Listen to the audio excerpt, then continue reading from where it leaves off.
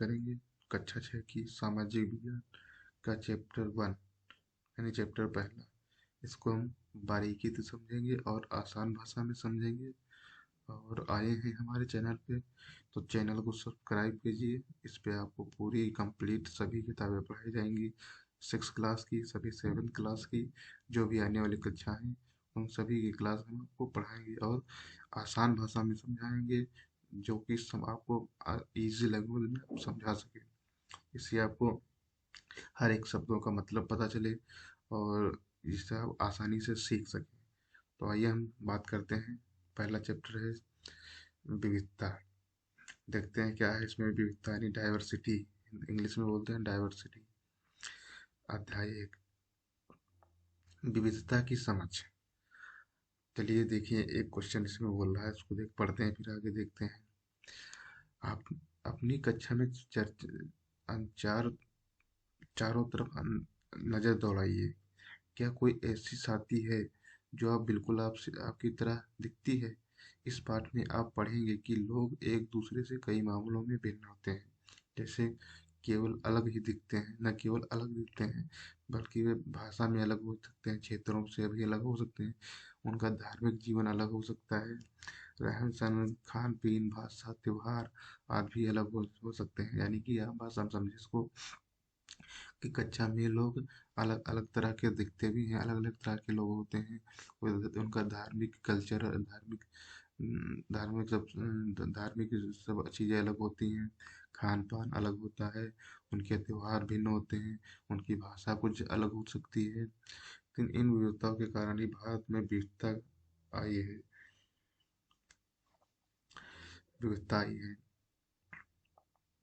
हमारे जीवन की तरह बेहतर बनाती है। भारत भारत इतनी विविधता वाला देश कैसे बना, इन सभी चीज़ों को हम आज पढ़ेंगे। अगर आपकी उम्र के 3 बच्चों ने ऊपर दिए गए चित्र बनाए हैं, यानी यदि आपकी कक्षा में कोई चित्र बनाते हैं, सभी लोग मान इस कक्षा में सभी लोग चित्र बनाते हैं, लेकिन तो उसमें हम देखेंगे लगभग सभी के चित्र अलग अलग हैं, किसी के मैच नहीं करेंगे। ठीक इसी प्रकार हम बात करेंगे कि चित्रकारी करने का तरीका सबका अलग अलग अलग होता है। ठीक उसी तरह हमारा खान पान भी अलग ही अलग होता है। आप अपनी यानी अपनी अध्यापिका की सहायता से पता कीजिए कि कितने साथियों ने जवाब एक जैसे दिए हैं। क्या कक्षा में कोई ऐसा साथी है जिसकी सूची आपकी सूची से हूबहू मिलती है? शायद नहीं। हालांकि ऐसा होगा कि कई साथियों के कुछ जवाब आपके जवाबों से मिलते जुलते होंगे। कितने साथियों को आपके जैसे किताब पढ़ना पसंद है? आपकी कक्षा के विद्यार्थियों की कुल मिलाकर कितनी भाषाएं बोलते हैं, उन सब में आपको यह अंदाजा हो गया होगा कि कई मामलों में अपने साथियों की तरह कई मामलों में उनसे भिन्न हो सकते हैं, अलग उनसे बिल्कुल अलग ही होते हैं। जैसे एक स्टोरी की बात, एक इसमें लिखी कहानी की बात, दोस्ती करना। आप बहुत से भिन्न हैं, क्या ऐसा इंसान दोस्ती करना आपके लिए आसान होगा? आपके लिए आसान होगा जो बिल्कुल अलग दिखता है? तो शायद ही नहीं। यानी ऐसा कोई व्यक्ति जो आपको बिल्कुल अलग दिखता है तो उससे शायद आप दोस्ती नहीं करना चाहेंगे। जैसे मान लीजिए कि नॉर्मल लोगों के पैर होते हैं, ठीक है, मान लीजिए किसी के पैर पैर यहाँ 2-3 हो गए तो आप उससे दोस्ती करना थोड़ा कतराएंगे और उससे आपको अच्छा नहीं लगेगा। तो वही इसमें दोस्ती की बात कही गई है। मैंने उसे मज दोस्ती बात की कही गई है, क्या है, मैंने इसे एक मजाक की तरह लिया। मजाक जो कि फटे पुराने कपड़े पहने उस छोटे से लड़के, ये लड़का जो है आप देख रहे हैं, इसकी इसके दोनों के बीच में बात हो रही है। क्या बात हो रही है? के लिए था, जो जनपद के भीड़ भाड़ वाले चौराहे पे लाल बत्ती पर अखबार बेचता था। यानी जब लाल बत्ती हो जाती है तो गाड़ियां सभी रुक जाती हैं। मैं जब भी वहां से साइकिल से गुजरता तो वहां का अखबार हाथ में अंग्रेजी का अखबार हाथ में लहराते हुए मेरे पीछे भागता और उस दिन की सुर्खियां का हिंदी अंग्रेजी के मिले-जुले शब्दों में चिल्लाकर सुनाता रहता था। इस बार मैं पटरी के सहारे रुका और मैंने उससे हिंदी का जवाब मांगा। उसका मुंह खुला का खुला रह गया। उसने पूछा, मतलब आपको हिंदी आती है?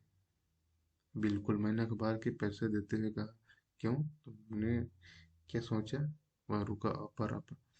पर आप लगते हो आप लगते तो बड़े अंग्रेज हैं। बुआ बोला, मतलब कि आप हिंदी भी पढ़ सकते हैं?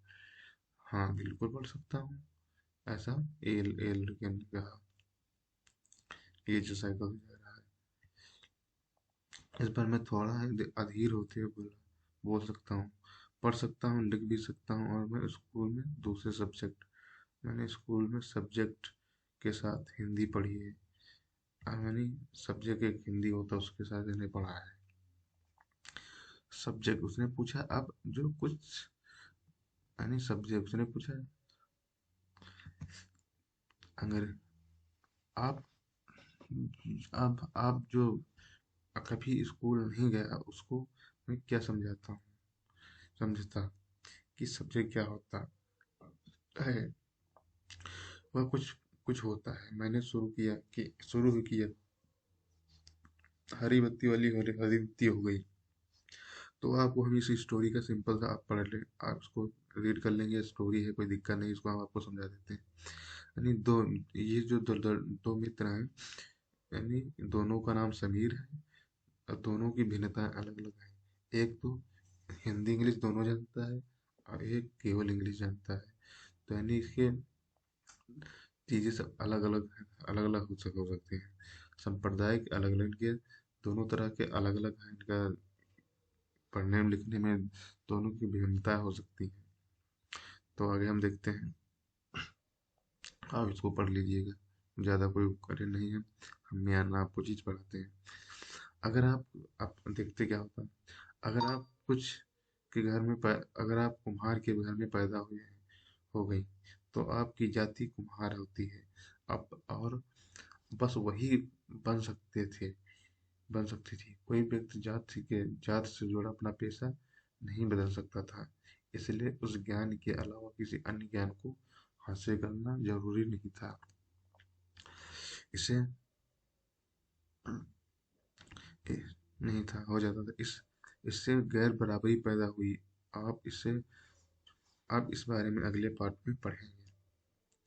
अब अगली हमारी हेडिंग है, विवि- विविधता हमारे जीवन को कैसे समृद्ध बनाती है, यानी एक अच्छा बनाती है। जैसे समीर दोनों अलग अलग दोस्त बने, ठीक। जो ऊपर भी एक स्टोरी पड़ी थी वो समीर, दोनों ही समीर थे। ठीक वैसे ही अपनी सहेलियां होंगी जो बहुत से अलग अलग, शायद घर में तरह तरह का खाना यानी खान पान अलग होगा। उनके त्योहार अलग हो सकते हैं, उनके कपड़े अलग हो सकते हैं, उनकी भाषा अलग हो सकती है। आपको शायद शायद तरह तरह के, के जानवरों, रानियां, सहायक घटनाओं को, भूतों की कहानी पसंद होगी। संभव है कि आपको खुद की कहानी बनाना भी पसंद होगा। अच्छी कहानी पढ़ने में हमेशा खुशी मिलती है। अच्छी कहानी पढ़ने में हमको हमेशा खुशी मिलती है। ज़्यादा कहानी बनाने के लिए नए नए विचार आते हैं। कुछ लोग जंगल में जानवरों के नजदीक रहे। उन्हें जानवरों की दोस्ती, लड़ाइयाँ और बारे में कहानी लिखी। यानी ये है। आगे देखते हैं। तो यानी कहानी जब खुद से की कहानी बनाएंगे तो उससे प्रभावित होंगे, तो वही इसमें लिखा है। तो आगे यहाँ ये लिखा है, सुनाने वालों की ऐसी जगह पर रहना पड़े जहाँ लोग केवल दो ही रंग के कपड़े पहनते हैं, लाल एवं सफेद तरह का खाना खाते हैं, शायद आलू समान रूप से केवल दो पशु पक्षी को पालते हैं, उदाहरण के लिए हिरण और कौवा, और केवल सांप सीढ़ी खेल से अपना मनोरंजन करते हैं। ऐसी जगह रहकर कैसी कहानी लिख पाएंगे? नहीं लिख पाएंगे। अब बात करते हैं भारत में विविधता। भारत में विविधताओं का देश है, यानी डाइवर्सिटी का देश है। विभिन्न भाषाएं जैसे हिंदी, इंग्लिश, उर्दू बोली जाती हैं। विभिन्न प्रकार का अ, खाना खाते हैं। जैसे साउथ इंडियन खाना यानी दक्षिण भारत का खाना अलग हो गया, और पश्चिमी का अलग हो गया। तो वहाँ का खाना पीना, खान पान भी अलग होता है। आगे देखते हैं, हम विविधता को कैसे समझे, यानी डाइवर्सिटी को कैसे समझे। करीब 200 वर्ष पहले, जब रेल, हवाई जहाज, बस और कार हमारे जीवन का हिस्सा नहीं थे, तब भी संसार के एक भाग से दूसरे भाग की यात्रा करते थे। लेकिन पानी की जहाज से घोड़ों, ऊंट पर बैठकर जाते थे, या फिर पैदल चलकर। अक्सर ये यात्राएं खेती करने और बसने के लिए की जाने की तलाश में, या फिर व्यापार के लिए की जाती थी। क्योंकि यात्रा में बहुत समय लगता था, इसलिए लोग नई नई जगह अक्सर काफी लंबे समय तक रहते थे। यानी कि जब ये सब कुछ नहीं था, रेल, हवाई जहाज, फिर भी लोग यात्रा करते थे अपना जीवन यापन करने के लिए, अपना व्यवसाय के लिए। वही है लिखा। इसके अलावा कुछ सूखे और अकाल के कारण भी कई लोग, यानी सूखा और अकाल के कारण भी लोग वहाँ के उस एरिया को छोड़ देते थे, जगह को, और दूसरी जगह जाकर बस जाते थे। और युद्ध के कारण भी ऐसा होता था। लोग जब नई जगह जाना बसना शुरू करते थे, तो उनके रहन सहन में थोड़ा बदलाव आ जाता था। नई चीजें की जगह नई चीजें वे जगह की चुन जगह अपना लेते थे, और वे कुछ कुछ वे पुरानी ही चीजों पर डाल पर चलते थे। जैसे भाषा, भोजन, संगीत, धर्म आदि में नए नए पुराने की तरह मिश्रण होता था। उनकी सांस्कृतिक और नई जगह संस्कृति का आदान प्रदान होता था। धीरे धीरे यानी मिली जुली संस्कृति उभरती गई। आगे देखते हैं, अगर अलग अलग क्षेत्रों का इतिहास देखा जाए, चले इतिहास देखें, तो आपको पता चलेगा कि किस तरह विभिन्न सांस्कृतिक प्रभाव ने वहाँ के जमीन और संस्कृत को आकर योगदान दिया। इस कई क्षेत्रों में विशिष्ट इतिहास के विभिन्न होते हैं, अलग अलग चीजें हो जाती हैं। ठीक इसी प्रकार अलग अलग भौगोलिक स्थिति किस प्रकार सामंजस्य बैठाते हैं, उससे भी विविधता उत्पन्न हो गई। उदाहरण के लिए हम बात करते हैं, समुद्र के पास रहने में और पहाड़ी इलाके में रहने में बड़ा फर्क होता है। यानी कि जो कोई समुद्र के इलाके में रहता है और पहाड़ी क्षेत्र में रहता है, तो उसके खान पीन, रहन, कपड़े और सब कुछ उसमें भिन्नता आप देखेंगे। खान पीन खान पीन की आदतों में फर्क होगा, बल्कि तरह तरह के काम काम का भी लोग अलग अलग करते हैं। और शहरों में अक्सर वे लोग भूल जाते हैं कि आपने शहर में शायद ही कोई देखा होगा कि लोग सब्जी उगाते हैं। आइए हम भारत के दो हिस्सों की चर्चा करते हैं, यानी दो एग्जाम्पल समझते हैं, लद्दाख और केरल। उदाहरण के जरिए समझते हैं किसी क्षेत्र की विविधता पर उसके ऐतिहासिक और भौगोलिक कारणों का क्या असर है। चलिए देखते हैं। लद्दाख लद्दाख जम्मू और कश्मीर के पूर्व पहाड़ियों में बसा एक रेगिस्तानी इलाका है। यानी जो लद्दाख है, जम्मू और कश्मीर के पूर्व में, यानी पूर्व साइड में पहाड़ियों में बसा एक रेगिस्तानी इलाका है। यहाँ पर बहुत ही कम खेती संभव है, क्योंकि इस क्षेत्र में बारिश तो बिल्कुल नहीं होती ही नहीं है। और यह इलाका वर्ष भर बर्फ से ढका रहता है। इस क्षेत्र में बहुत ही कम पेड़ उग पाते हैं।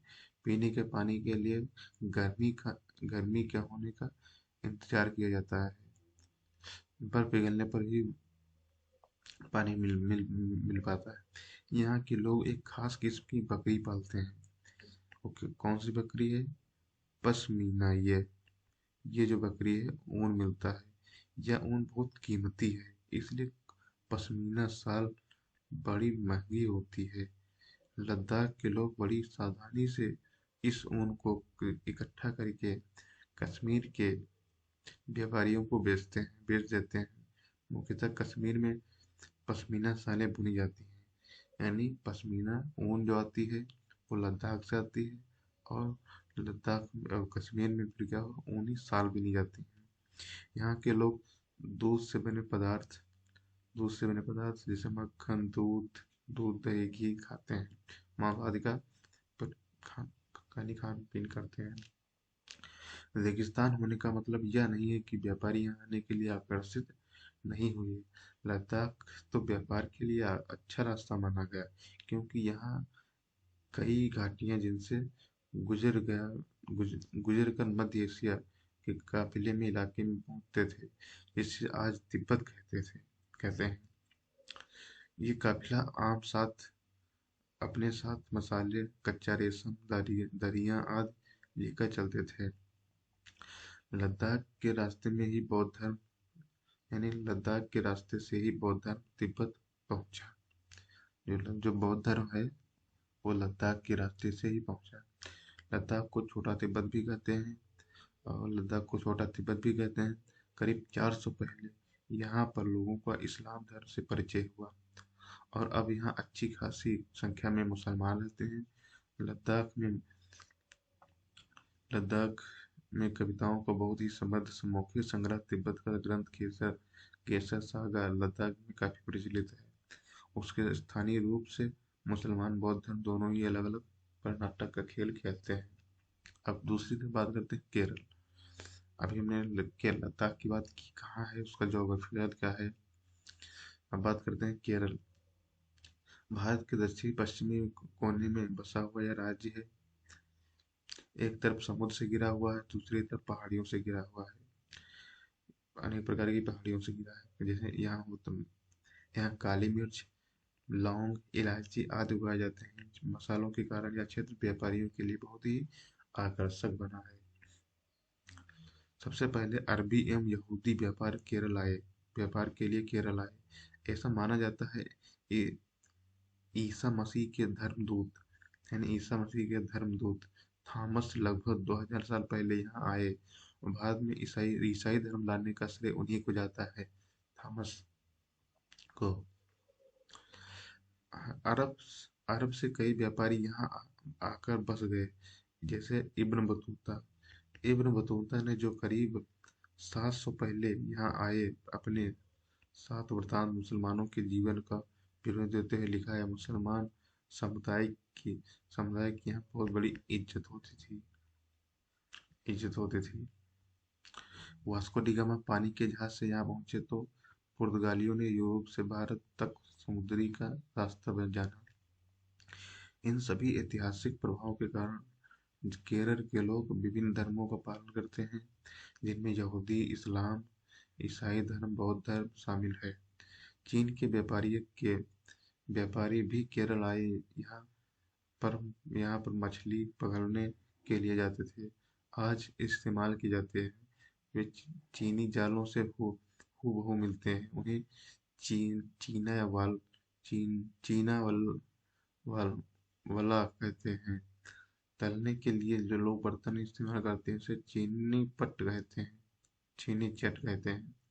चीनी शब्द इस बात की ओर इशारा करता है कि उसकी उत्पत्ति कहाँ हुई होगी।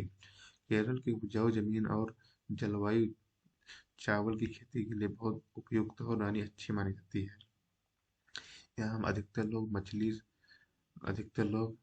मछली, सब्जी, चावल खाते हैं। तो हमने ये दोनों चीजें पढ़ी केरल के बारे में, यानी किस किस मामले में अलग अलग है। तो अब ये चीजें आप देख सकते हैं। दूसरी ओर हम बात करते हैं विविधता में एकता। भारत की विविधता में अनेकता उसकी ताकत का स्रोत माना गया है।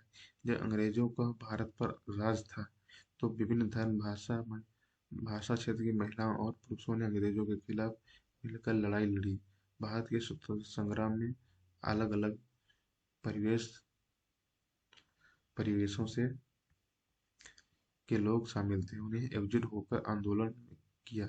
इकट्ठे लोग जेल गए और अलग अलग तरीकों से विरोध किया। भारत के लोगों में फूट डाल सकते थे, क्योंकि उनमें से काफी विविधताएं थी। तो इस तरह उन्होंने बोला फूट डालो और राज करो। आगे देखते हैं। ये हमारा एक फिगर है, चित्र है। स्वतंत्रता दिवस के अवसर पर प्रधानमंत्री पंडित जवाहरलाल नेहरू भाषण देते हुए, ये ये आप देख सकते हैं।